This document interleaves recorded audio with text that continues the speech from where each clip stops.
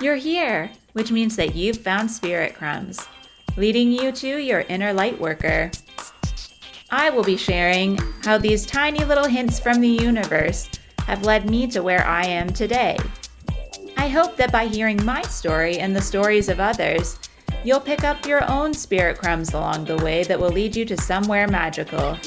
Thanks for coming along for the journey. Let's see where it takes us. Hello, and welcome back to another Cosmic Energy Report.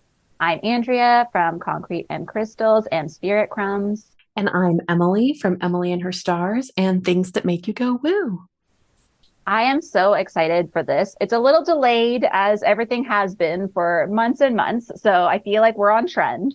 But we are doing our 2023 report. So this is for the whole year, kind of an overview of what to expect. And I already am feeling like the energy is just taking me over. I feel like I'm overwhelmed already, but also a little bit optimistic. How are you feeling so far? My goodness, this Mars retrograde, Mercury retrograde combination has made for a very tricky entrance to a new year. We've gone into the last at least 2 years in Mercury in retrograde. We did it last year. We did it this year. We're going to do it again next year. But it really does affect how we feel about getting things going. And Capricorn loves to get things going. It loves to make a move. And this really hinders that energy. And so, we're going to record this between Christmas and New Year's. And it is now the 15th of January. But I'm pretty sure everyone's feeling this way. So, it is what it is. Exactly. It checks out. We're on trend. We're all just doing what we can do. And at least we're still doing it. We're still showing up. We're setting the precedent for the year that we're going to keep moving forward. That's right. So you want to talk about the number 7 this year, which is the numerology of the year. Is that right? Yes, exactly. So if you add up the digits, 2, 2, and 3, we get 7. And normally I talk about in the post that I have on my Concrete and Crystals Instagram, I talk about 7 in the context of rest and mysticism, spiritual things, mystery, those kinds of themes. But this year in my own readings I've been doing, and in the last few weeks, the sessions I've been doing for others, the Chariot, which is the 7 in the major arcana in tarot, has been coming up a lot. And that's kind of the opposite energy. It's moving forward, fast movement, travel, like it's a very expansive feeling. So this year, I think, is going to be about balancing the two, is what I'm feeling, where we're going to maybe just be able to recognize that we can't be going all the time. We can't be full steam ahead 100% of the time, but we also can't just be resting and off in like our spiritual space in our heads either. There has to be a bit of both. And I think what's really interesting is right now, as I'm talking, what's kind of showing up in my head is that we need the periods of rest and spirituality to check in and figure out what our goals are. Are we feeling satisfied with the direction that we're going? Is there something that would inspire us more, so that when we get those bursts of energy, we at least know where the hell we're going? Because I feel like last year, I had no idea the entire year. I was just on a whim reacting, as opposed to having some sort of a sense of where I genuinely wanted to be. It got clearer as the year went on, but I think this year it's kind of showing up more because in the 7 energy, we have that rest sort of feeling. So that's like a Pisces sort of energy, really going deep, allowing yourself to like sit in that stillness. But then I also feel like there's this energy of like being open-minded, being limitless, removing limits on ourselves, allowing the mystery to take hold. So there's almost this like Scorpio energy that I'm feeling with it for some reason. I mean, 8 is Scorpio, so maybe that's like where that's coming from. We're getting closer to that. But yeah, there's just this energy that like with that Pisces energy, it's being less materialistic, but having big goals for like personal satisfaction, as opposed to I need to have this amount of money by the end of the year. This is my goal for how many podcast episodes I'm going to put out. Like, it's less about the quantity. It's more about the quality, I think, is mostly what I've been picking up on in this energy, because I don't feel like we're meant to be striving in the old ways that we were striving. So this fast moving energy, like if we're in a chariot energy, it's more about let's see how close we can get to our personal goals. Let's see if I can actually find out more about myself. Let's see if I can create that thing that I've been wanting to create. Did I set aside time for creativity? Those kinds of goals is kind of like what I'm feeling into. I really agree with that. I think that's a great assessment. And I think it's interesting because in the Chinese zodiac, we're moving into the year of the water rabbit.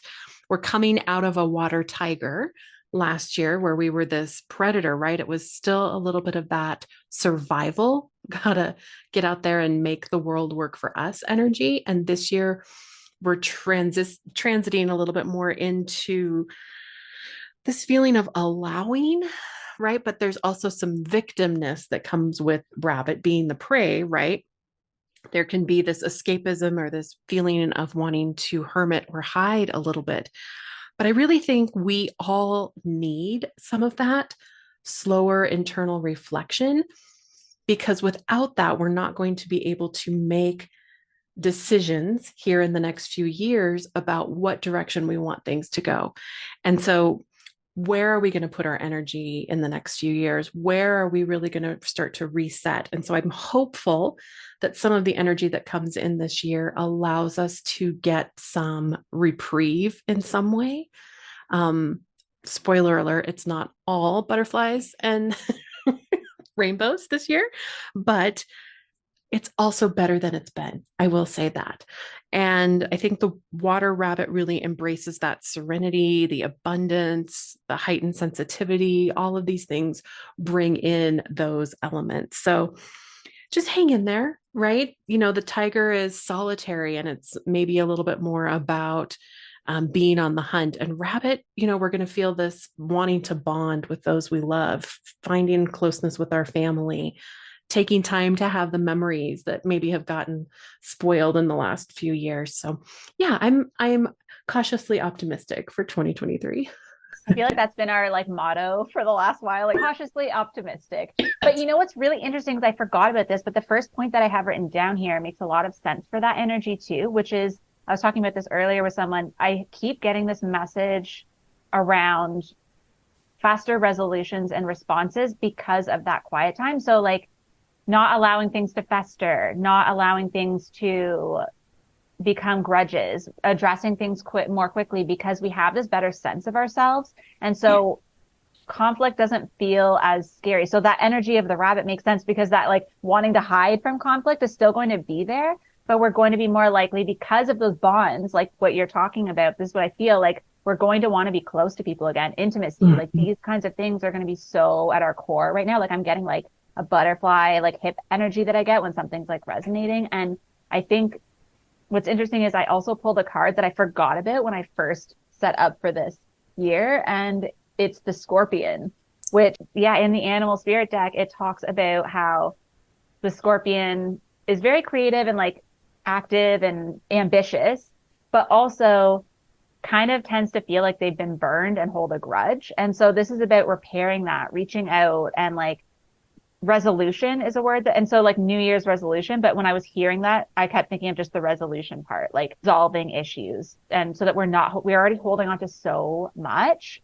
Yeah. Who doesn't just feel burned in general after the last 3 years? Exactly. So this is about like repairing relationships and like not letting things, like not holding on to things, just being like, you know what, I'm going to be honest. This is how I'm feeling about it. If we're in a different place, we just move on. We're not going to like hold on to it and like let things fester in our minds as much. A lot of astrologers have coined this the year of what if. And it truly depends on what you put into that.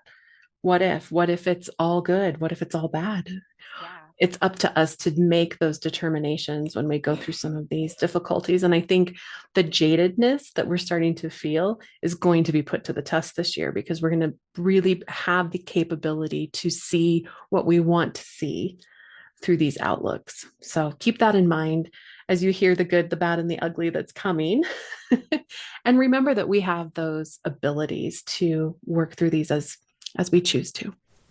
Absolutely. I feel like that's a good warning, like optimistic, but like brace yourself. All right. Should we just jump in with January? Yeah, let's do it. I will start here. So what I have for January I'm going to try and keep it short, so this isn't a 4-hour long episode. But for January, I have the 10 of Wands, and this 100% feels like what we've been going through, because we're already halfway through the month, and I would say 100% this is what's happening, is that we get overwhelmed. We're at the end of the suit. We have gathered so much crap. We're holding on to it. I actually just realized we we're just talking about this. This is exactly the energy I've been talking about, where it's the images of someone carrying a suitcase. They've got stuff. They have an ox beside them. The ox is carrying stuff, and they're coming down a mountain. And it's like, why do I have all of my belongings on me all the time? Why am I holding all of my baggage? Like, I can almost cry. Like, I feel like I get like spirit feelings. And it's like, we're saying, like, we're at our limits. We're at our capacity. If we take on one more thing, we're going to lose it. And I've been feeling that so much because I took an actual break. And this is where the rest versus action energy, I think, is going to carry through, is I took an actual physical break over the holidays, and it was beautiful. It was like one of honestly, top tier, one of my favorite holiday seasons of my life. But then now I'm panicking because I took a break, and as a Capricorn, I never take a break. And now it's all catching up with me, all the things that I probably would have done in those 2 weeks. It's like now I have to do it's like when you have a 4-day week in a corporate job, and you still have to do all the things, right? And right. So that's kind of the feeling we're at with this 10 of Wands, where it's like, it's time to start letting stuff go. And whether this is emotional baggage, here it's Wands, so it's also like mental baggage. It's like, what am I holding on to? What stories am I like, I don't want to hear myself say this one more time. This comes up for me a lot this is my, like, I auditory process a lot of stuff. Hence why I have a podcast, and, you guys will get to hear me live processing things. But it's because if I hear myself say something, it either inspires me if I'm like, okay, I have accountability now because I said it out loud, or it makes me super annoyed if I'm like, I have said this 37 times in the last 2 weeks and I still haven't done it. So that's kind of where we're sitting right now in January, is like, what can I let go of that? Like, when I say it, it no longer feels true. Like, if I say, I really want to have whatever it is, a certain goal in mind for money, or I want to do this thing. I really feel like I want to make a painting, but it's like, do I even like painting? Like, why am I saying this if I don't want to do it? And then just having this optimism that, like, the more space you make, more things can come in. Those things that you do actually want will actually have somewhere to go. Because I was just telling Emily before this that I'm so frustrated right now because I have these huge, exciting things that I cannot wait to do, but I have no room. I have no space to do them. And it discourages you and almost sets you back instead of helping you wrap things up. So that's kind of where I'm sitting with this January energy. And I don't feel bad having a damper on the first month because we're halfway through. So we're, we've been in it. We're on the other side of it a little bit. I'm starting to let things go, and I'm hoping you are too. I love that. I think that's the best description. And honestly, I feel like the guy with all the wands and the ox coming down the hill and truly trying to figure out what's worth keeping and what's not worth keeping. Okay, so, right, we've had this impulse that we get every year, especially I think in Capricorn season. It's like, I'm ready to clean out the closets. I'm ready to clean off my desk. I want to organize my systems and get structure and make my life streamlined. And literally everything in the sky has been working against us. And really the big players in that are Mercury and Mars, who have been in retrograde. They started Mars went into retrograde the 30th of October. Mercury did it there just the tail end of December. And so we've had this feeling of 3 steps forward, 2 steps back, over and over and over again. And really what's going to continue to happen is, as Mars is traveling through Gemini, right? This is a sign that's ruled by Mercury. And it's just making us extra frustrated. There's been powerful storms, there's been breakdowns, accidents, delays, all kinds of misery and misunderstandings. And not only that, but errors in judgment. I mean, we literally had the airlines shut down because someone updated the software incorrectly. Can't make this up. So Mars ends its retrograde cycle. Thankfully, that happened on the 12th. I personally have already started to feel quite a bit of relief. But what we've got to do now is retrace the steps that Mars traveled between October 30th and January 12th. So we're going to feel a little bit sloggy still while we're going back over things that it feels like we already tried to accomplish once. And the first time we did it, we might have had to stumble through it in some way or another. Hopefully now some of those loose ends are going to get tied up. Now, the astrological weather for the rest of the month is not bad. Jupiter is going to continue pressing on through the fiery sign of Aries. This is really going to give you sort of that strong urge to make new plans, start new projects, and get moving. And especially, I will say, for Aries, Leo, and Sagittarius birth signs, they love this Jupiter in another fire sign. It feels really good. And the other thing to know about Jupiter, right, is that he circles our chart every 12 years, and he was last in the sign of Aries from January 23rd to June 4th of 2011. So you might get some hints about how this energy is going to show up for you personally in your chart by looking back at that past cycle. Now, the Sun, Venus, and Saturn are all going to spend some time in friendly Aquarius for the rest of this month. This is really kind of a humanitarian and friendship ruled area. It's going to be very sociable. Venus is going to like you to spend some more time with your friends. And on top of that, Venus is going to enter the romantic and creative sign of Pisces on the 26th. This is her favorite sign. And so, all of this being said, on top of that, we have Uranus ending its retrograde cycle on January 22nd. We were going to have no retrograde planets until mid-April. This is the only stretch of days in 2023 when all the planets are going to be in this direct motion. And so this is really going to be a stellar sort of period of time. So January, it's about revisiting, slogging through it, getting excited about things, especially with the new moon coming up. I will say that's your best bet to set your intentions and sort of manifest. But I concur. Let's see what we can set down and how we can rework going forward. That aligns so well. I always get amazed at how ours line up. And what's interesting is the next card that came up is the 14, which is Temperance. And so this is all about kind of finding balance. And I think for me, it felt really good going from like trying to release stuff. It felt like January and February are kind of in alignment, because what happens is when you make space, then you start looking at, okay, like how do I balance what's left?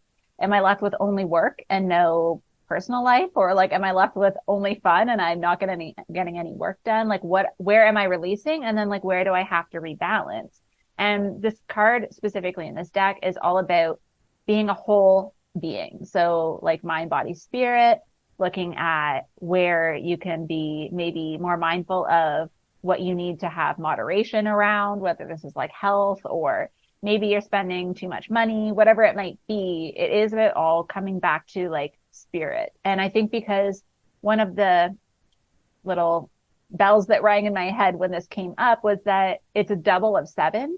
And so it's still within this realm of that back and forth between taking action and resting and, material things versus spiritual things. It's finding your place. And like everyone's on a spectrum, right? Like some people feel more home with a lot of stuff being in that material world and they still are connected to spirit. And some people would rather let go of all the material things and be more in the spiritual realm. And so it doesn't mean you have to be exactly in the middle. Like when I say find balance, it's like, this is why we're going to be so internal this year, because we don't freaking know.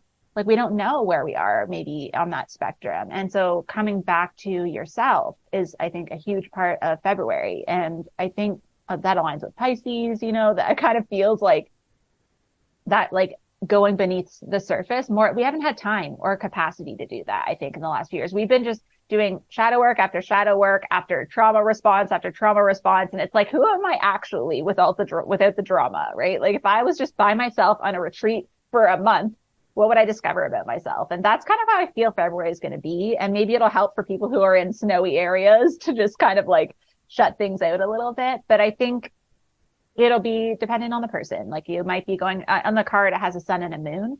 So I think that's like being more outward facing versus behind the scenes and deciding like, do I need to see more people so that I'm less in my head? Do I need to retreat from all the people that have been driving me nuts for the last 2 weeks? 2 months, it's just kind of a push and pull sort of feeling.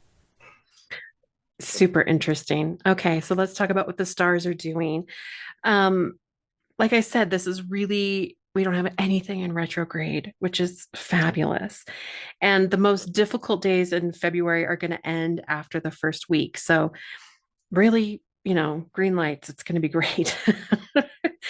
Also notable, though, we've got the planets spread out around the zodiac in seven different signs this month. And what's interesting about that is that it's going to make it a little bit harder to stay focused and on point because we're going to have some new distractions coming in at us. We've had most of the stars sort of clumped together in these little wads almost during the last 2-3 years. And now things are starting to spread out. We're starting to feel a little air come between this. And so it's an opportunity for us to look at things that we haven't had time to.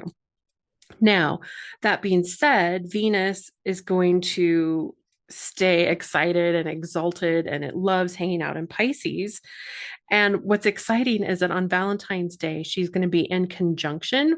That means on top of each other. They're within the same degree, right, in the sky. They're going to be with Neptune, spiritual Neptune. So you've got Venus and love, Neptune with dreams and ideals, and they're going to be magnifying each other on Valentine's Day. This really makes it sort of the most romantic and special Valentine's Day we've had in a very long time. And it's also a really great day with the moon because it's going to be riding through optimistic Sagittarius that day. So a beautiful day to enjoy.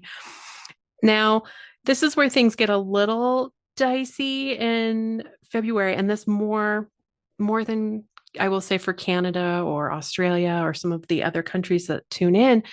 But what's happening in February for America is that Pluto will be sitting directly at 28 degrees Capricorn. And this is that once in a 264-year event where we sort of are facing our reckoning as a nation a little bit. This is our first Pluto return. That's how long it's taken for Pluto to come all the way back around to where it started. And what's interesting, we have a lot of different birth charts, so to speak, for the United States, but the one thing they all agree on is this 28 degrees of Capricorn for Pluto. So this can really continue to bring some power struggles and transformation in for our country.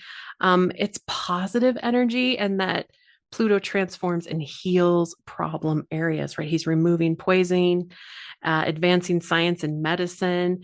And it's the idea of the death and the rebirth. So we'll see what happens with protests, war, violence, of course, LGBTQ, and some of the other issues. But I think it's going to be optimistic. I will say, I feel like even though these things are going to come up, this is the opportunity where we're going to, with all of this Aquarius energy, see that we are more alike than we are different. So it'll be fun. The new moon this month is spiritual and creative. It's in Pisces, so you get a little bit of extra boost from that on the 19th. And then the full moon in Leo on the 5th makes a hard line square. So this is that tension energy between Uranus. So this is going to be kind of a undependable energy and one of those days to kind of watch out. Just keep it simple.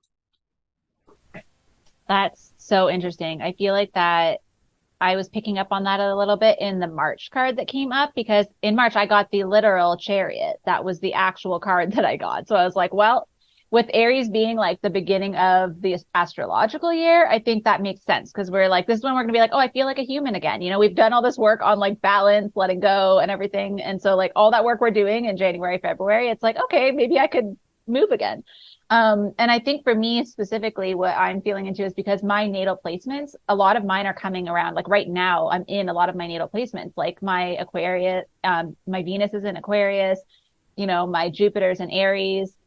We're in Capricorn season. Like I'm feeling this, like I'm ready to do things, but it's at least good for me to hear that March is going to be the time when it turns around, because I know there's always internal work to do before it shows up externally. And I think with this, it's still a dichotomy, but what I love about this is that it's more clear that like we are moving forward. This is a forward moving card. And it's about kind of also, if you have a lot of things going on, being able to streamline into like either pulling things together to make them work together or just choosing a direction to go. And I think with having the Temperance card before this, where we're actually finding the balance, figuring out where we are on this spectrum, it'll be a lot clearer of like where we want to go and what is most important. And what's interesting is Temperance, if you add the 1 and the 4 together, that's a 5. And that's also like a change card. And so even though it's more internal, it'll show up externally in March when we're actually like, oh, what's coming up for me to act on? And what do I actually want to move forward with? So it can also be travel. That's also associated with the Chariot. So you may have opportunities to finally travel if you haven't in a long time, and be able to feel like you have the time, the space, the money, whatever it is that's been lacking in the last few years. Maybe this is going to be shifting so that you can finally like take the kids on March break, and like it's just in time for that energy. So I do feel really optimistic about this. Like I have actually my first outside of school gallery show in March with my friend, and it's going to be during that March break week. So I'm like, good, at least we're moving forward that month, because if we're really slow getting our shit together in the next couple months, it'll come together before the show. Like I feel good about it. So that's the kind of energy, like I'm seeing it paralleled with like what I have showing up. And so hopefully that gives people some optimism for March. Yes, that really describes it. We've got a lot of big changes coming in March. We've got planets entering new signs and all sorts of sort of new eras kind of being ushered in. So conservative and responsible Saturn is going to enter the water sign of Pisces on March the 7th. And it's going to stay here for 2.5 years in the sign of the fishes, right? The sign of Pisces is the two fish. It's the two ideas on how to be responsible.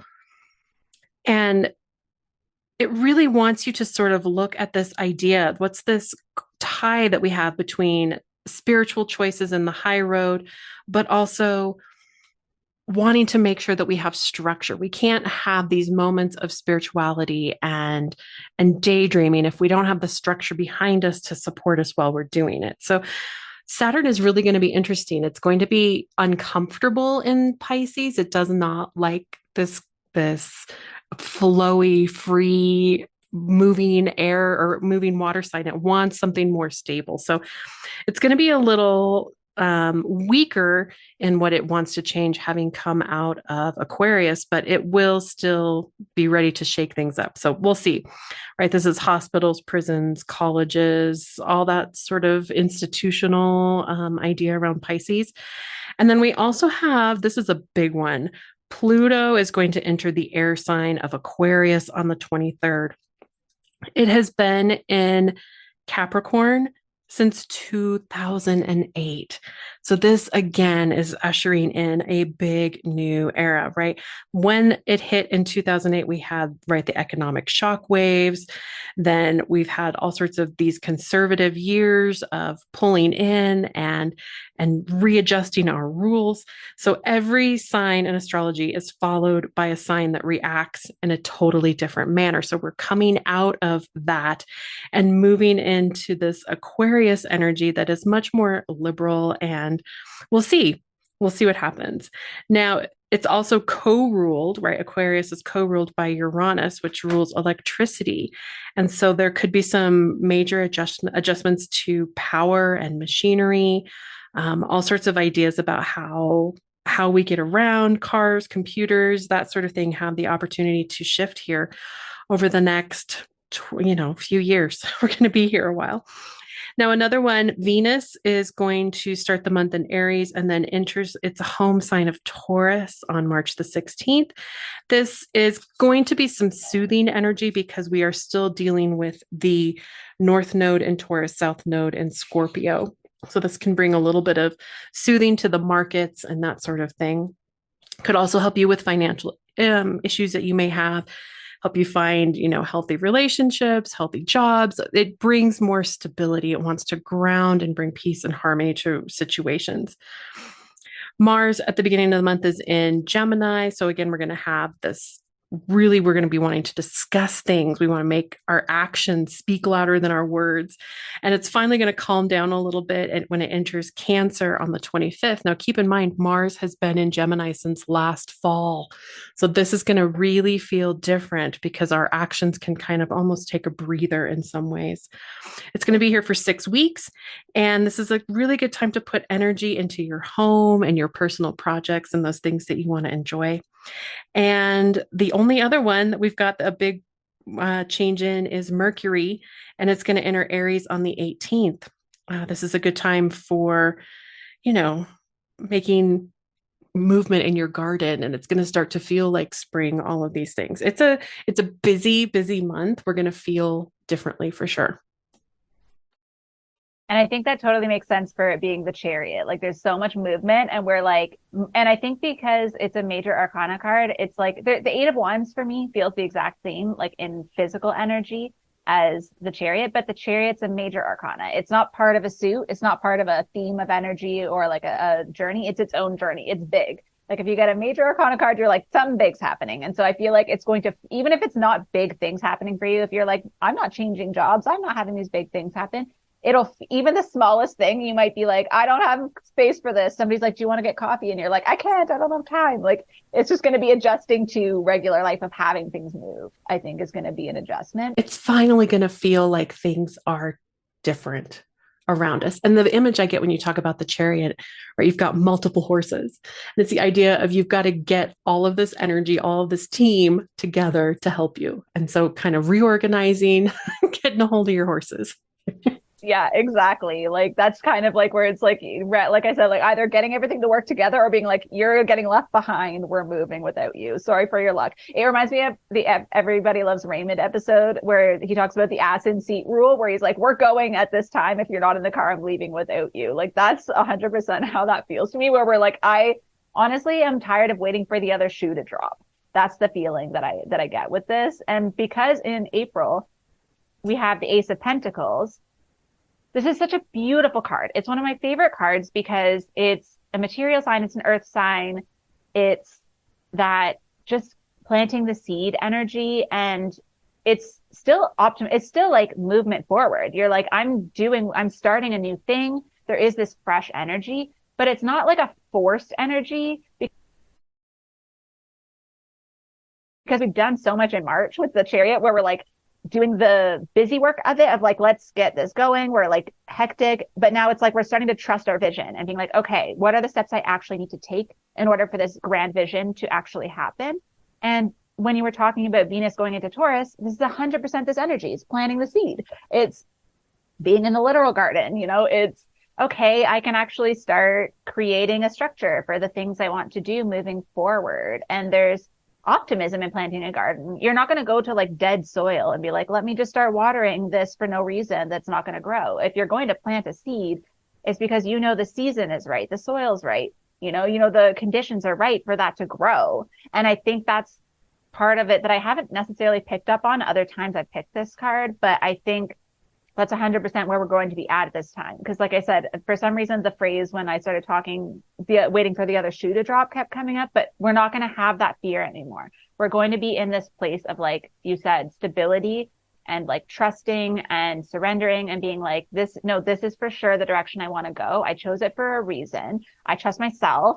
I trust the energy of the universe. I trust the people around me. I've done all this work for the last 3 years to get to this point. And like, I'm just doing it. There's going to be a sense of like, I feel like when you just sigh that relief, like when you get somewhere where you're comfortable or when you're with a person that makes you feel like held and safe. And like, that's what I feel is going to be the energy along with this in April.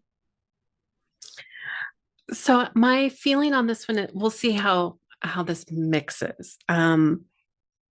Actually wrote down when I was thinking about all the things happening in April, all good things must come to an end. But I think that's maybe taking it a little too far, because I will say really the biggest culprit in the month of April is Mercury going into retrograde again. And that's going to happen on the 21st. So you're going to have some time at the beginning of the month to get prepared for that. And you will still be coming off of that beautiful March energy with so much new energy sort of propelling you. But during this retrograde, right, finances are going to be at the spotlight. And with Mercury in retrograde in Taurus, this really makes us refocus on, are we putting our resources where we're meant to? I do think too, this will probably have some complications with weather. We usually in a retrograde can get storms.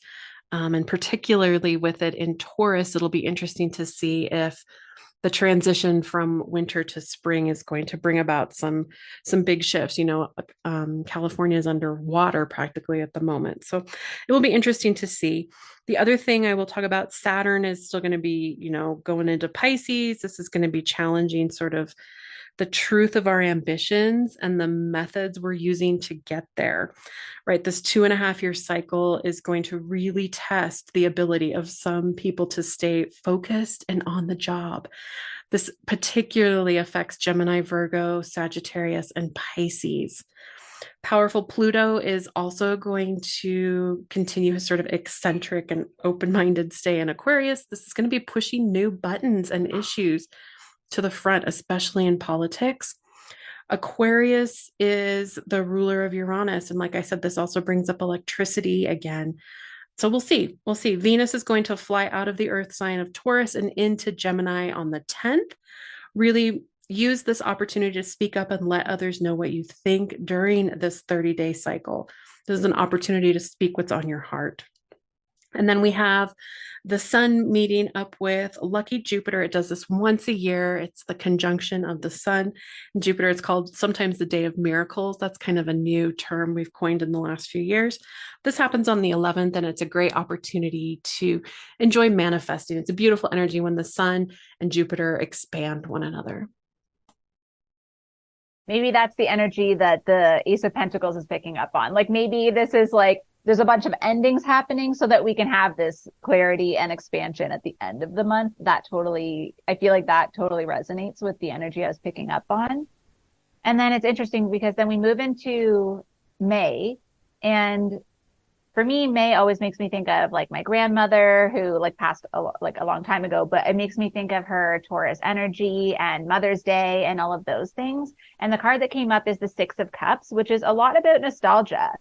And so this is going to be, I feel like maybe like an emotional reset where that energy we were talking about for the year in general of connecting with our families more, making more special bonds. This feels like reconnecting with siblings and cousins and like that sort of like longing for simpler times or just times when you got to spend more time with your family.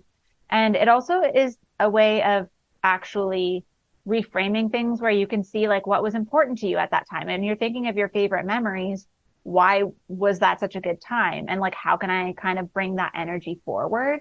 And I think because, like I said, it's the month where like it's Mother's Day, but it's also spring. So like we're seeing flowers again. We're starting to see a little bit more of movement, even within like new little birds flying around. And there's just like this childlike wonder that comes with that, where every year it happens, but every year it's like we've never seen a flower before in our lives. It's like this time when we start to have that like childlike lens when we're looking at the world. And I think that's going to be a really nice energy for following the Ace of Pentacles. It's like we planted seeds and now we're starting to see things come to fruition. So even though it's going to be maybe more emotionally focused, it might actually be that like our emotions are matching the season around us at that time. But like you said, there can be deep memories that maybe aren't so great also, which could be reflected in like storms or other things too. So I do feel like there's going to be some mirroring with like emotions and like the world around us, but it's going to be focused on like our connections to home and family and what's important to us. Yeah, you really picked up on the energy this month. Mars is going to be in Cancer, and Cancer is all about family and home and togetherness and memories and nostalgia. So with that, then we also have, it's going to start the month in Cancer, but it's going to move into Leo on the 20th. And that's where it picks up its pace a little bit, right? It gets a little bit faster. But it also wants us to play and have fun. So after slogging for so long with Mars and Gemini, we're going to have this beautiful sort of Cancer love and harmony retreat. And then we're going to have this opportunity to play and, get together with friends and family with this is fun and hobbies and activities. We also have Venus entering Cancer on the 7th. So that's going to emphasize that energy a little bit, putting some value into your living spaces, as well as, sort of romancing that side of the things that feel good. Now, we do have a few troublemakers this month. Mercury will continue its retrograde for the first 2 weeks, and then we'll finally get its act together and turn direct on May 14th. And the exciting thing with that is that we also have Jupiter changing signs that day. So we will have Jupiter moving into Taurus after a very quick stint running almost through Aries. Poor Aries won't get as much of its energy, but it will hang out now in Taurus for about a year and a half. Before it does sort of its good work, it is going to have a really powerful square with Pluto on the 17th, where Jupiter inspires us to go overboard. Pluto is going to, kind of want us to pay attention and pull back a little bit. So it can be interesting. This could be some, again, divorces, money, legal battles, that sort of thing are kind of coming up in May, but we'll see. And then on top of that, the other thing I would really focus on is Pluto begins its retrograde cycle on May 1st. So it's going to back out of Aquarius, where it changed not too long ago, and go back into Capricorn until mid-June before it finally re-enters Aquarius in January. And once it moves into Aquarius in January of 2024, it won't look back. So that'll be exciting. And yeah, it'll be kind of a hit and miss, up and down month, but I do think the energy there to have fun and connect with loved ones is big. I forgot I have one more thing I want to hit on. The lunar eclipse and full moon are happening. We've got our first eclipse cycle of the year coming in May. And so that can be a little funky. Eclipse cycles can be a little rough. The first one, we've got a full moon in Scorpio, in opposition with Uranus on the 5th. This is kind of a sketchy one. And then we also have the counterpart to that coming up later in the month. So hang in there. It'll be up and down. We'll say it that way. Oh gosh, eclipses. I forgot those existed already, even though it hasn't been that long since the last one. But I feel like I used this reference earlier today where I was like, it's like childbirth, where like I've never experienced it, but people always talk about how like when it happens, it's like the worst thing ever. And then when you like see a baby and it's been a while, you're like, I want to have another one. I feel like that's how I feel about eclipse season. But what's really cool is, for me, what I pulled for June is actually the card that I think of the most for Gemini, because it's the Page of Swords, which is all about like new ideas, research, talking about ideas with others, being open to hearing new perspectives. And it's this woman who's like walking a tightrope, holding balloons that are light bulbs, opening a book, birds flying around. It's like all of the energy of stimulating your mind is the phrase that comes to mind. And so I think we've had this sort of like nostalgic energy happening through May. We're having eclipses. We can get really like sparks of ideas, I guess, with that. And like inspiration is huge. And I think I've been lacking it in the last while. So I think this already being the midpoint in the year, it's like this extra new influx of energy to like get going again, to be like inspired and want to move forward and kind of make the most of this. Like, it's also when we have the longest day of the year. It's just like there's a lot of like sun energy that I feel around this card, and also connecting with others. So like we were connecting more with like family in May, but this feels like being open to having like discussions and collaborations and that sort of energy coming in. And I think in June and in Gemini, it's also like maybe we're going to want to take courses, maybe we're going to want to read more books, and the things that maybe we put on hold a little bit before, or maybe we're going to need to learn things in order to move our projects forward. It's just like there's going to be these little things where we're going to have like niche interests all of a sudden that we're like, I just want to learn everything there is to know about this one particular thing. That might happen as well from like what I'm feeling. So it's like very focused, but also very open. It's another dichotomy that I'm feeling, where it's like we might want to know all the things, or we might want to know one specific thing. But I think everyone's going to just be really curious and inspired this month. I actually am not always excited about Gemini season. I think this is going to be a good one. The stars are really aligned to help you handle top priority plans and projects. Make sure you schedule your important appointments for yourself and any of your pets, especially in the first 3 weeks of the month. There's a positive, just beautiful energy in the heavens in June, because really and truly, Jupiter and Saturn are forming this beautiful sextile energy. That's a harmonious angle on the 19th. And this is where, right, the planet of expansion and good luck comes in with responsibility and rules that create real actionable outcomes. So, in short, this pair is noted for being good timing. Things auspiciously can happen. Makes June a really good month to step out and give yourself a chance for a good time. You know, it might be an opportunity to find a new apartment, a new job. Jupiter is going to be in Taurus, the sign of money. And so this is going to finally kind of give us a helpful hand on some of our financial ambitions too. I really feel that some of the markets are going to turn around this year. It's going to look different than it did last year.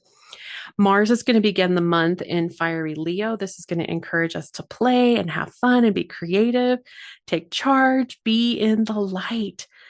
And then Venus is going to drift out of homey Cancer and also enter Leo on June 5th. And she's going to make it even more fun and exciting to meet people. Mars is going to tag along eventually for the rest of the month. And this just makes energy feel good. One thing that comes up that could be a little wacky, we have Mars and Uranus in kind of a really hard square angle on the last 2 days of the month. And Uranus almost always guarantees problems with cars, computers, anything electrical. So hang in there. Oh boy, I am mentally preparing for that. I agree with you. I'm not a huge fan of Gemini season, but I do feel like this one's going to be very, very good. So hopefully that means it's going to happen. For July, I have a little bit of a deeper energy. I have a 5 of Cups. So we're in our emotions again, perhaps a little bit in July. And what this one is about is letting go of things, a little bit of grieving. It might be that some of the excitement in Gemini, when we're like, I'm going to do all the things, maybe the things we're excited about don't pan out the way that we plan. Maybe we're going to have to admit defeat on a couple of things. But it's a very tender energy. So it might just be that we're also very sensitive to rejection around this time, or when we might feel like people are pulling away from us. But it's also this idea that there is still one cup that's full that we're just maybe not looking at or we're not seeing. And so it's remembering to have faith for the future. Like what this is doing is clearing out the things that weren't going to pan out anyways. So like you can stubbornly hold on to them, but this is just this energy of being able to take back a little bit of the possibility if you go a different direction. I think 5 always is a change card. So it could be just changing our perspective. It could be just saying, oh, why am I so upset about this thing when I have this other big thing here that I haven't looked at? This might go back, I'm feeling, to March. Whatever, if we had a bunch of directions that we were going to go in and we chose one, it might be like, oh, well, actually, maybe I just need to go back to that other one. So yeah, we're letting go of the thing we thought was the right thing, but it doesn't mean there's nothing available to you. It just means you're maybe having to step back a little bit and say, you know what, I have to admit that maybe that other thing was a better direction, and you're going to be happier in the long run. So the more you can kind of let go of things and allow yourselves to process any grief that might be coming up around it, because that's real. That happens every time something doesn't work out. But just acknowledge for yourself that you've done this before. You've had these things happen before that didn't work out, and then something better came along very soon after. So I am getting a feeling like there is a really big light at the end of the tunnel for this, but just to be patient with yourself while you're processing. This is called Venus in retrograde. And so, yes, 100% pack the important stuff that you've got to do within the first 3 weeks, especially if it involves like things that you've manifested, things that you love that are coming up that you really worked hard to make a difference. Get them done earlier in the month. So Venus is going to go retrograde in Leo on July 22nd. And it's really going to last all the way until September 3rd. So this is going to feel a little sluggish. It's going to hang in there for a while. This is confusion over your worth, over your value, over people, and how all matters of the heart, right? And then on top of that, we've got this sort of double kick with financial issues. It's going to be an interesting time. I will say I think this is a great opportunity, like for people to find things that are suddenly going to be worth a ton on Antiques Roadshow, right? It's that feeling of finding hidden treasure where you didn't expect it because you're revisiting, you're going backwards into things that you've done over these last few months and retracing your steps in some way. And we had so much energy within Cancer and Leo in June. Just pay attention to those aspects that happened prior because they might come up again. Existing relationships, right? There can be some miscommunication. There can be, you might misjudge someone you meet during a Mercury retrograde. Keep an eye on that. And then Mars is going to move past the fiery sign of Leo and enter practical Virgo on July 10th. It's going to remain in this earth sign throughout most of August and provide us with sort of that impulse control.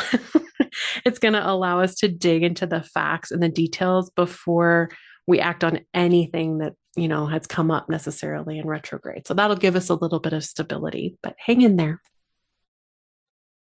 I feel like we always need more stability. That's the lesson I think coming up this year with that duality between like the inspiration, the movement, and going within.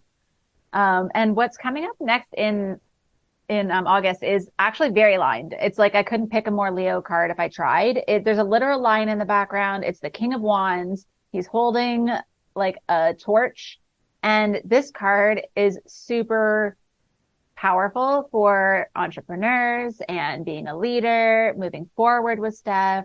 It's known as like the creative visionary in this deck. And so I feel like we're just living the Leo life at this point, but we're like the adult lion. We're not like the Simba. We're like, the full grown adult lion that he's playing. There's playful energy here still. And we're not taking things too seriously, but it's about like the long term, like I know what I'm doing now. I'm standing in my power is like a phrase that comes up, but it's also heart fueled. It's like Leo is a very heart driven sign. And so I think that energy will come through. So it's not about like pushing people away to get to the top. It's about like creating environments where passion can be at the forefront, but that everyone's feeling it. Like it's like you're taking that torch and you're lighting everyone else's with it. And that's kind of the vision that I got when I pulled it, was this vision of like, he's holding the big torch, but maybe everyone else has a candle that they're lighting with that and they're carrying that forward. So it's like a contagious, like creative, forceful energy that is also allowing other people to shine.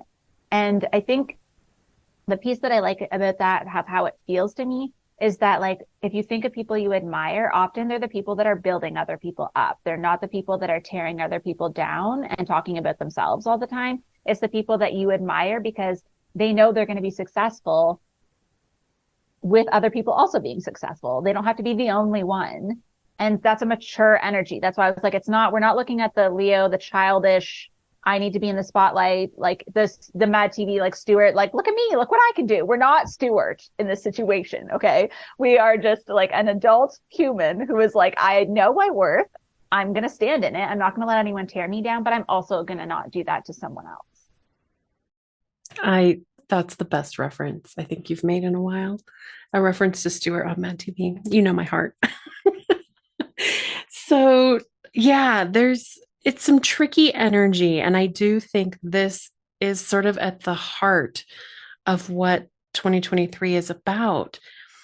Knowing what we've overcome and how we're going to react to it when it comes up again. Are we doing this in a new way, or are we entering this with more compassion than we have in the past? So the exciting thing is we have a blue moon this month. So that happens when we get 2 full moons in the same month. But we're starting out with Venus, right, still in retrograde in Leo. It kind of clouds our judgment when it comes to relationships and financial areas. So keep that in mind. But the second part of this puzzle is that Mercury is going to turn retrograde on the 23rd in Virgo. It's a home here, so it can be a little more powerful. It's acting in its full capacity. So if you've got things to sort of tie up, make sure you do it at the beginning of the month. It's going to be a little tricky, but Virgo likes to analyze and find the correct right answer, the correct solution. But when Mercury is backing up here, like all bets are off. It's just an opportunity for you to really double check and triple check those things. It also is a sign that rules our health and our pets. So keep an eye on them during this time. And it's going to be backing up in the same arena until October 15th. So if you can remember how it's felt with Mars and Mercury in retrograde since October, we're now going to have Venus and Mercury in retrograde together for about the same amount of time. It's about 6 weeks.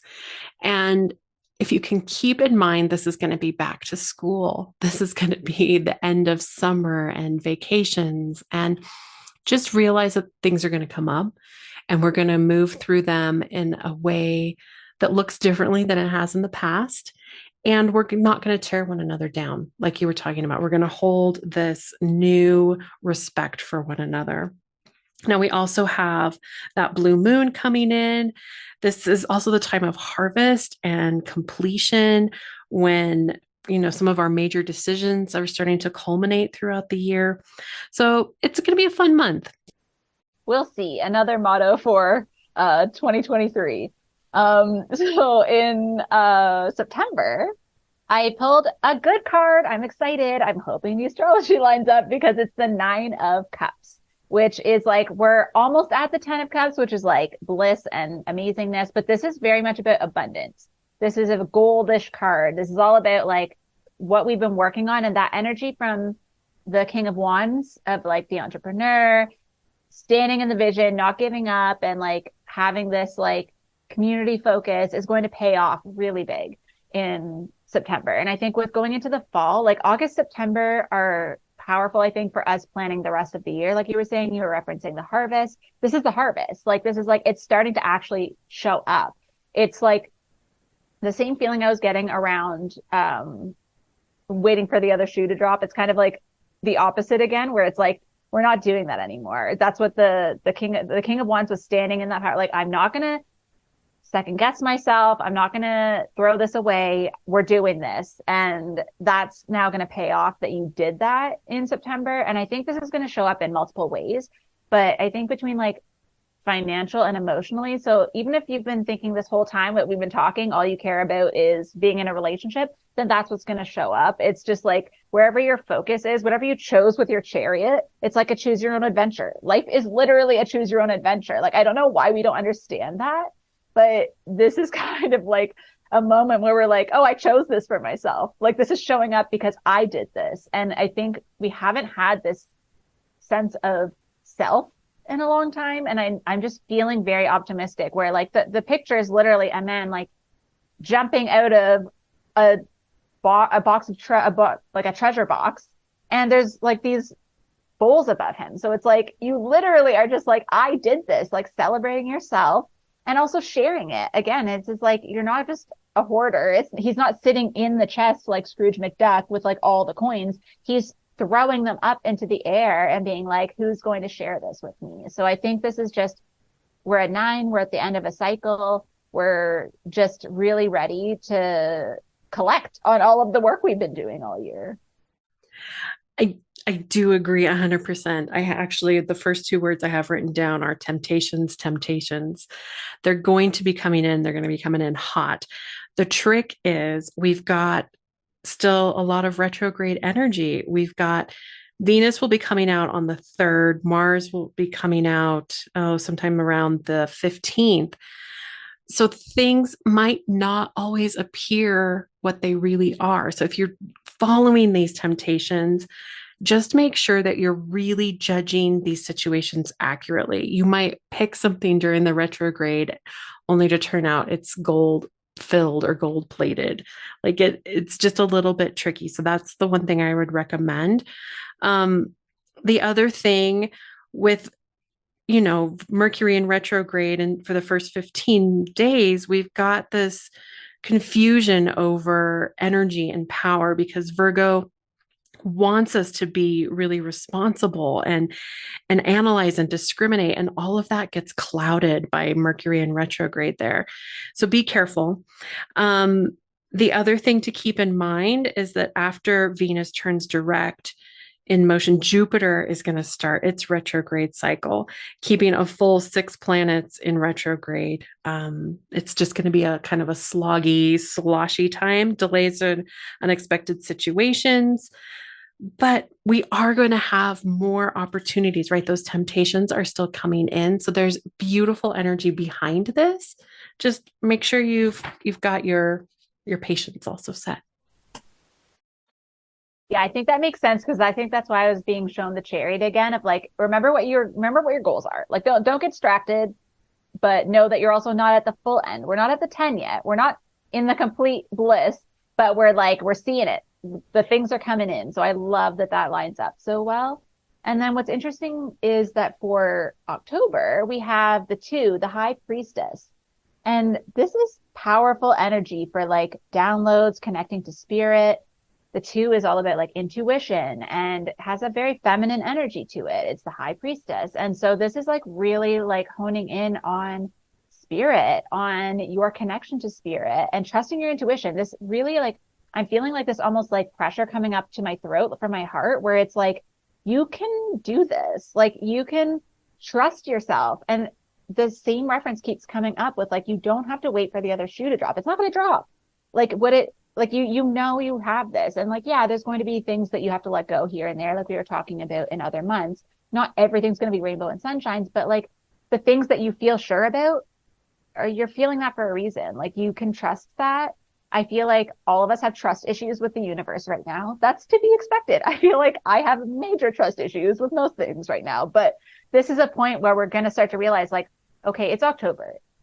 All year, things have actually been working out. Even the things I let go, something better came. So like, it's not so much about the physical stuff showing up, although that might be happening. Like, things might be clearer. We're able to make decisions, like those kinds of energies. But it just feels like we're in a place where the reflection over the last few months, which might be related to the retrogrades, or I don't know, obviously you know this, but I feel like it's like the revisiting that we're doing in our minds is actually more of like a validation journal. People talk about this for like when you're doing psychic readings or something, where when you get things right, or like when you predict something and then it happens, any of those things, if you keep a journal that's just positive things, that's the energy I feel of October. And going into Scorpio season, I'm pretty excited because the last 3 years, Scorpio, any predictions I've done have been really deep, really like grief, loss, hard death and rebirth. Like, I've been dreading it every year for the last like 3-4 years. But this year feels like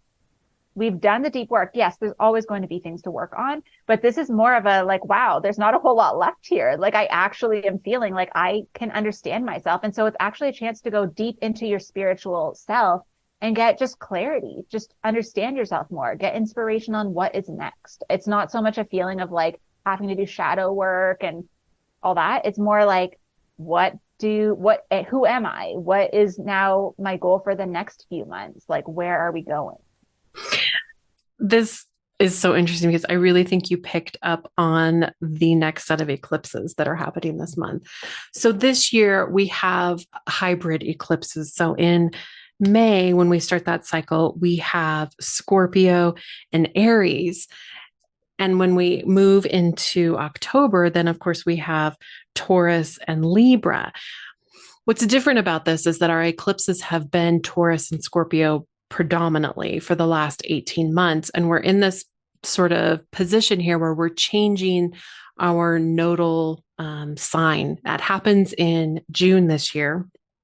And so our eclipses are sort of this hybrid combination of the two. And so this is a very different feeling than what we've had the last few years in Scorpio season. So our big solar eclipse is on the 14th. This is a new moon in partnership with Libra.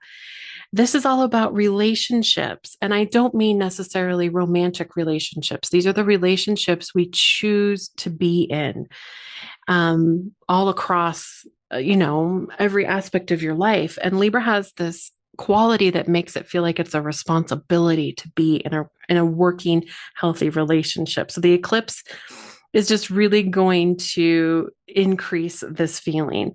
Now, the lunar eclipse on the 28th is in the money sign of Taurus. This usually, again, is that harvest energy, this conclusion, this ending energy. So to have this in Libra and Taurus, this is really affectionate in a lot of ways because Venus rules both of these signs. And so there is a beauty and a harmony. Of course, there can be issues with money, with resources, with the environment. Those sorts of things can come up, but it's going to feel very different than it has. Venus is going to start the month off in romantic Leo and then enter practical Virgo on the 8th. This again brings that grounding aspect that is going to help us really see the blessings that maybe we would have missed before. Mars begins the month in Libra, also pushing energy into partnerships for better or for worse. And when Libra is this, like I said, it's this peace and harmony, but it's an air sign. And sometimes in fighting for truth and justice and balance and harmony, it can miss some of the finer details. So that's something to keep an eye on. Like, yes, there's light and dark, but when Mars kind of just sinks into Scorpio, right, it wants to find the depth. It wants to see through the colors that are more than just black and white. But I do think there are going to be some miracles and some breakthroughs while Mars is in Scorpio. That's going to be there all the way until the 24th of November. So we'll just see. Yeah. Again, I think it'll be an interesting month and again, different than what we've encountered for a while. I love that. Yeah, I was definitely feeling that energy. And I think too, when you were talking, it's a 2 card and 2s often represent, well, the second house is Taurus and money, but also like the energy of partnership. So I think that makes a lot of sense where like some of this clarity and like knowing yourself can help you to like stand your own. Again, there's this feeling of like, we're feeling more like ourselves than ever at this point. But then this is like so typical of the universe and the tarot is that then the next month we're going to be tested. We're going to be tested and tempted. But even though the card is the devil, which everyone gets scared of, it's also the card of Capricorn. It's also the card of the material. And that's where we get tempted the most, right? Is in the material. So even going back to September when we were feeling like that 9 of Cups energy of like all the temptations are showing up, it's a similar energy. It's not really that scary. Like to me, when you add the 1 and the 5 together, it makes a 6, which is balance and home and all that stuff too. So this is kind of showing you that like you might in this Scorpio energy be tempted to go back into old patterns, but it's like you can choose again. You don't have to go back there. There's a lot of healing that can happen when you're able now, because you know yourself so well from October, from the first half of it, from the eclipse, maybe you will be able to handle it. You'll see these things come up and be like, no, I'm not doing this again. Like it's going to be it's not going to be as difficult to avoid the temptations this time around. I think this is like the theme of the year that like, you're like, I've done this before. I'm sick of it. Maybe I don't want to have to go through this because it's very fresh in my mind that I just did this last year. Last fall, I was doing the same crap. And here we are again. And I think there's this sense of like release where when you realize, oh, I don't have to choose that every time. Like I get to choose differently. There's like a freedom there. And because it has the Capricorn energy, I do feel like this is setting us up for the next year and that it really does relate to our material life. Like our home, I think is a really big deal. That's what I'm feeling. And then also looking at our finances going into the holidays, all of that kind of stuff. Like maybe we don't want to overspend now because we're going to need that money next month when we're buying all our presents. It's like looking at things from more of a grounded perspective as opposed to being wildly tempted and going with it like we maybe would have the last while. And that's why I think it's so funny that the devil is the Capricorn card, because it's like people see it as being so like wild and tempting, but really like there's just this energy of like bring it back in a little. Like it's like me as the Capricorn. I was just telling my friend today, I told Emily this, I have this term that came through me when I was just talking about myself that I'm party pooper adjacent, where like I was the person in my 20s dragging my friends out to the bars, but I was also the person if we were at a house party to be like, why are you drinking that still? And like, get away from her. And like, I'm the mom of the group. Like there's the two sides of it. It's like, yeah, I can be within the temptations, but I can also be the responsible one. And so it's like choosing to be maybe a little bit more of the responsible one at this particular energy. Party pooper adjacent. You crack me up. Yeah, this is a little bit of a trickier month. The high priestess is, of course, looking out for us and giving us, grace and harmony and these beautiful aspects. And the devil doesn't come in to take it away. It's not that energy at all. It's like you said, it's just really, are you making the right decisions? Are you putting your energy where you need to? I think a lot of this has to do, of course, with Scorpio season. Mars is going to be traveling through its home sign of Scorpio, and it hasn't been here for a while. So that's part of it. It's the warrior. It kind of, there can be some violence, some accidents, some trouble, and impatient Aries increases this in some ways. So when Mars enters Scorpio on October 11th, this is only in Scorpio once every other year. That's why I think this amplifies it in some ways. Sagittarius, it's going to fly into on November 24th. And we'll see. Yeah, the Scorpio energy is extremely useful in sort of bringing order out of chaos. And that's that energy that tampers what the chaos can bring. Scorpio wants to make sense of it in some way or another. Now, we do have some difficult aspects with Mars on November 11th, 12th, and 13th. It's going to be in opposition with Uranus. And Uranus wants rebellion. It wants change. It wants to break through the limitations of chaos. And Scorpio is trying to dampen that in some way. So we'll see. There can be some trickiness there. I will say the highlight of the month really is when Venus enters its home sign of Libra on the 8th. This is where we get the idea of art and love, and all of these things are going to get a big boost that's going to last for about 30 days. This includes finances and that sort of thing. A great opportunity for, if you're single, to look for partners. All of that sort of energy in some way or another. Saturn is going to be leaving its retrograde motion and turning direct on November 4th. This will release some of those constricts that we've been feeling. And, that's been in retrograde since June. So we're, can finally feel like we have a little freedom again. I will say the weekends, 3 out of 4 weekends this month are a little wacky. So this might be the time of year where you think you want to start hanging out and doing some fun things, but really let's save it for Capricorn season or even Sagittarius season and just play it a little close to home during the month of November. I feel like that makes total sense, especially with all the temptations around. It's like, let's not get into any patterns that we're going to be kicking ourselves for later. And I think I almost with these cards bypass Sagittarius a little bit because we went from like a Scorpio Capricorn energy that was coming up with the devil, and we move into the Queen of Pentacles.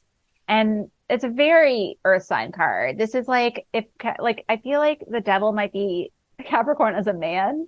And then the Queen of Pentacles is like, if Capricorn was a woman, right? It's like, the man is like, let's just not worry about any of the consequences. And let's just, take what we want and like do all the things. But the Queen of Pentacles is a very grounded, very like parental figure, wants to take care of everyone, has everything she needs and more, and is willing to share it. And people come to her because she has a grounding energy. She is, a warm and loving energy. It's earth energy. So this is a good time to like go for a walk in the woods in the snow, like be outside, really like get out of the day to day if you can.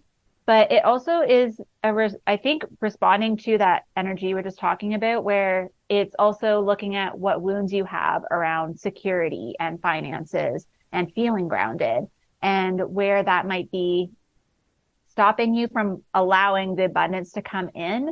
And I think if you think of it more from the perspective, if like you're not really motivated by money, which this year, like I said, I think a lot of us are going to be focused on that. Like we're just looking at personal goals, then you can focus on, if I take the steps to heal that and allow the money, the abundance to come in, I'm going to be able to share that. I'm going to have that in my home. My family and my community are going to benefit. And if that motivates you more, then maybe that's the route to take when you're ready to give up on something or you don't want to put the time in. Maybe it'll just help you to like have that extra burst of energy to follow it through to the end of the year. Be like, you know what?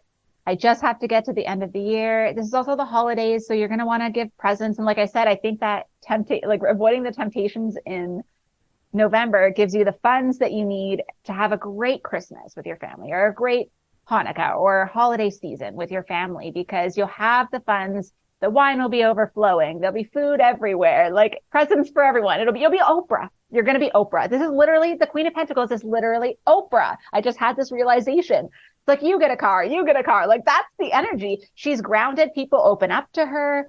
They feel safe in her presence, but she also has this way of giving people what they need. And I think that is where we're leading off the year. That's kind of the energy where it's like the whole year has been leading up to this point where we're overflowing. We've got more than enough. And it's because we did all the work the whole time and we stood in our power the entire time. Think about Oprah. She got told no so many times, you know, and then she just kept saying, no, I'm better than this. I can do better than this. And she didn't care about what other people thought. And if we carry that, like, same energy as like the King of Wands and the High Priestess into this energy, that this is how it's going to show up. It's going to show up in the material if you like stand up for yourself all year round. I swear. Are you sure you don't read the stars ahead of time? Because it's so funny. I will say you really did pick up on the Capricorn energy, because what happens in December, and we've had this the last 3 years, we've had a retrograde start at the end of the year. Now what's happening is that retrograde time period is backing up.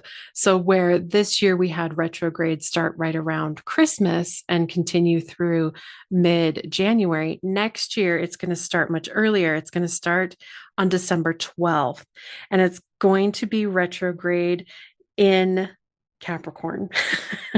And so what happens, right? This is really about us revisiting traditions and revisiting our money, revisiting all of the things that make us feel successful in some way or another.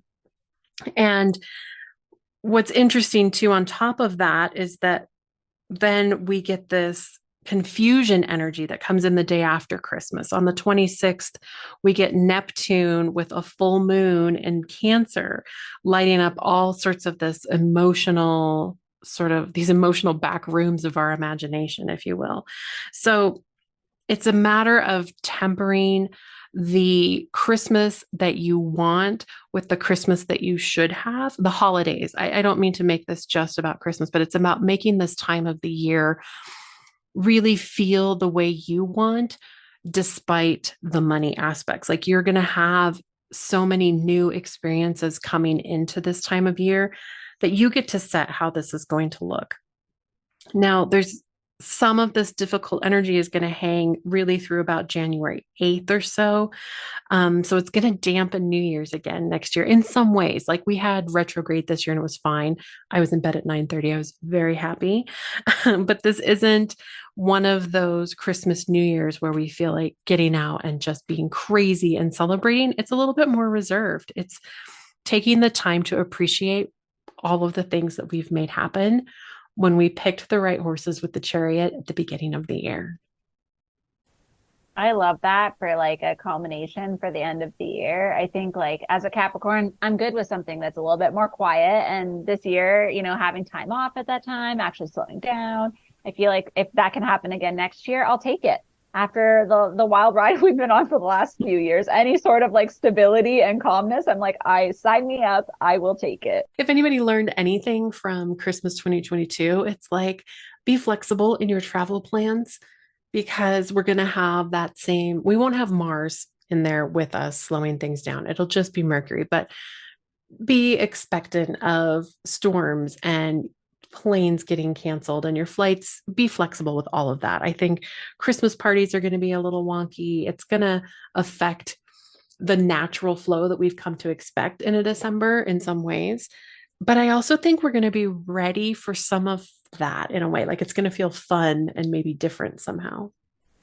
Yeah, I feel like you said at the very beginning, I'm like cautiously optimistic for this year. I do genuinely feel like I feel personally like there's going to be a lot of change. And I think that seven energy, right? Like it's like we're Mhm. going deep within ourselves, but also moving forward. It's like we're past. And I think what I didn't really talk about the entire year last year was that the six, if we look at the Six of Cups we were talking about, there's a nostalgia feeling. Like we're looking backwards Mhm. a lot. Whereas this year, I feel like we're finally like, we're moving forward. We're not doing that. I think that's an energy I didn't realize I was picking up on, but like that, like waiting for the other shoe to drop is like, but the last time this happened, this is what happened. Last time I tried to do this, that's what happened. And it's like, I'm not doing that anymore because who cares if it happened? I lived last time. So you know what? Maybe it's not going to happen. And that what if energy, I didn't even connect to until just now when I was saying that, where it's like, what if it goes well?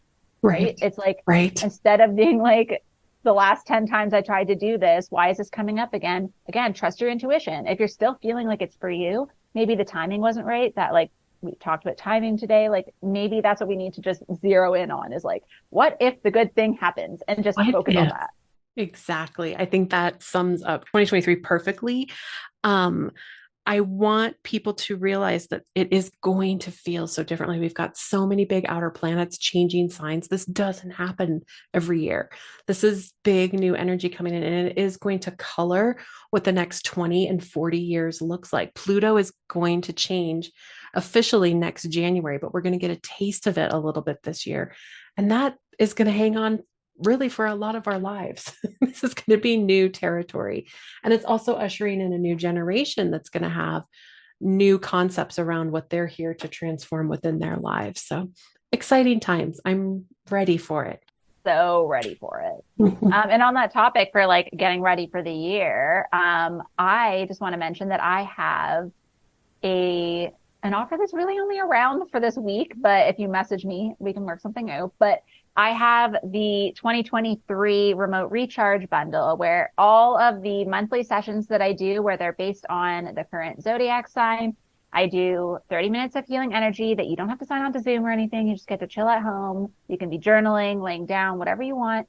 And then I send within a few hours because I process that energy and then like go through everything that just happened. So it takes me a while, but then you get this email report that's all of the crystals and energies that I use. It's the themes that come up. It's kind of just an overview of like the energy of the month. And for all 12 months of the year, it's only $111 Canadian. So chump change for Americans, but it's a really good way to like, it's for me, my word for the year is commitment, but it's commitment to Mm. myself. And I think that's the Queen of Pentacles. That's where I'm landing. I didn't even realize it when I picked the word, but that's where I'm moving towards is commitment in all areas of life. And one of my ways of doing that is committing to you guys and saying, I'm going to show up every month. You're going to get this from me. This is what you can expect. And then I know that I'll at least be tuning into the energy once a month as well. So that's kind of like my one thing that also does kind of encapsulate 2023 is that we're going to be on this journey for the whole year. Oh, it's like so exciting. I picked joy this year because I want to bring that in and I'm excited. I think there's a lot of opportunities for that to happen. Um, I am going to be teaching at least an 8-part series within the Spirit School Collective on astrology for light workers. And this is a little bit different than some of the other astrology courses I teach because we're going to focus really on how you can harness the energy, why it's important to understand it, and what happens if you feel it or don't feel it. What do the eclipses mean? All of these things. So if you're not already in Spirit School, the Collective, now might be a good time to look at joining. It's lots of great resources there. Over in Third Eye Library, I will be continuing the Zodiac series deep dive each month. Andrea really had a good time sitting in this past month on Capricorn. And yeah, we're continuing to have a lot of fun within Third Eye Library. So come check that out as well. Yeah, I'm so excited. I actually, on the topic of that, the next one is Aquarius that you'll be doing. My recharge for Aquarius is this Thursday on January 26th. So the link is in my bio, wherever I put my links, all the places. But when is the Aquarius? It's going to be on the Happen? 31st this The year. 31st.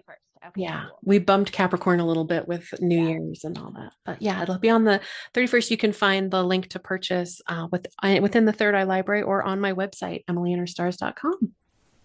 Woohoo, I can't wait. That's going to be awesome. Yay.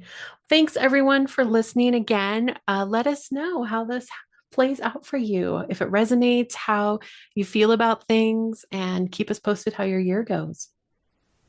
Yes, I'm so excited to hear what your thoughts are on it. And I feel like this is, even for me, we were talking about how I forget everything we say after we say it. So it's one that I think I'm going to go back and like pause on each month as we go along. I agree. I agree. All right, we'll see you soon. Bye. Thank you so much for joining me on another episode of Spirit Crumbs.